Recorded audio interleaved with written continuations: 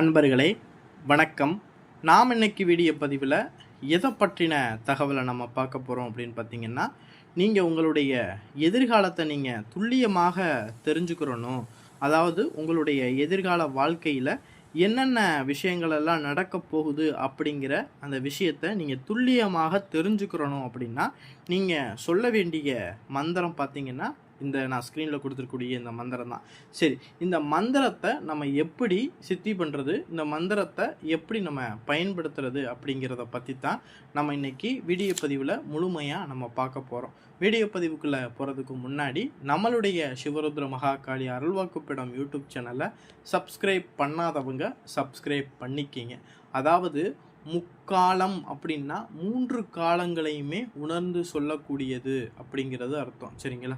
இந்த முக்காலம் பார்த்திங்கன்னா நம்மளுடைய வாழ்க்கையில் இப்போ குறி சொல்கிறாங்க பாருங்கள், இதுதான் முக்காலம் உணர்ந்து குறி சொல்லக்கூடியது.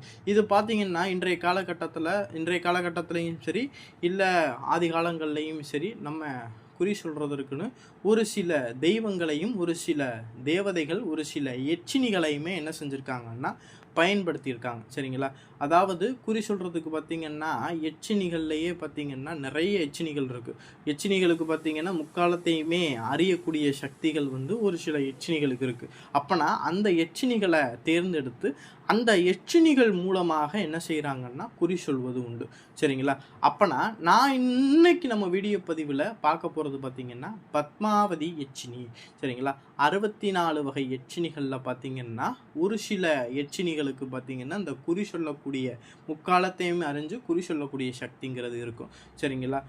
நம்ம இன்னைக்கு பார்த்திங்கன்னா பத்மாவதி எச்சினியை வச்சு எப்படி முக்காலம் அறிஞ்சு குறி சொல்கிறது அப்படிங்கிறத பற்றி தான் நம்ம இன்னைக்கு பார்க்க போகிறோம். சரிங்களா? அதாவது இந்த பத்மாவதி எச்சினிக்கு பார்த்திங்கன்னா குறி சொல்கிற இதுக்கு பார்த்திங்கன்னா செய்யக்கூடிய பொம்மை பார்த்திங்கன்னா ஒரு பெண் உருவ பொம்மை போல் ஒரு ஆலமரத்தில் உள்ள கட்டையில் ஒரு பெண் உருவ பொம்மையோ, இல்லை ஒரு அரச மரக்கட்டையில் உள்ள பெண் உருவ பொம்மையோ, இல்லை இன்னும் பார்த்திங்கன்னா என்ன சொல்லுவாங்க, மஞ்சனத்தி மரம்னு சொல்லுவாங்க, இல்லைன்னா சந்தன மரக்கட்டை.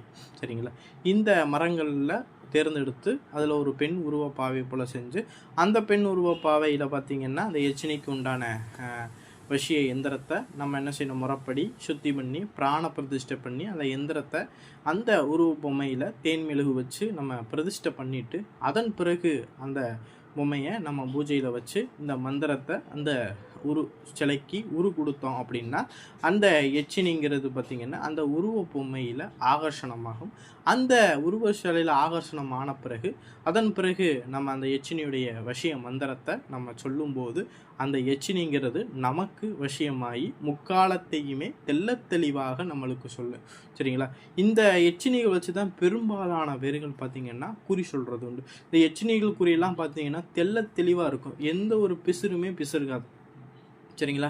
நீ இதுக்காக வந்திருக்க, நீ இந்த விஷயம் நடக்கணும் அப்படின்னா இதை செஞ்ச நீ அப்படின்னா இந்த விஷயம் நடக்கும் அப்படிங்கிற அளவுக்கு தெளிவாக வந்திருக்கக்கூடிய உங்களுடைய முகத்தை பார்த்தே நம்ம என்ன சொல்ல முடியும் அப்படின்னா குறி சொல்ல முடியும். அந்த அளவுக்கு எச்சினிகளுடைய குறிங்கிறது ரொம்பவும் சக்தி வாய்ந்ததாக இருக்கும். ஆனால் தெய்வங்களை வச்சு குறி சொல்கிறது பார்த்திங்கன்னா மனிதர் இப்போ ஒரு நபர் வர்றாங்க அப்படின்னா அவனுடைய நேரகாலங்களை வச்சு அவனுடைய நேரகாலங்களை வச்சு தான் அந்த தெய்வமே அவனுக்கு குறி சொல்லும். அவனுடைய நேரம் பலம் இழந்திருக்கு சரியில்லை அப்படின்னா தெய்வமும் மறைச்சு தான் சொல்லாது. சரிங்களா? ஒரு சில குறிகள்லாம் பார்த்துருப்பீங்க, ஒரு சில நபர்களுக்கு எங்கே போய் பார்த்தாலுமே குறி எடுக்காது.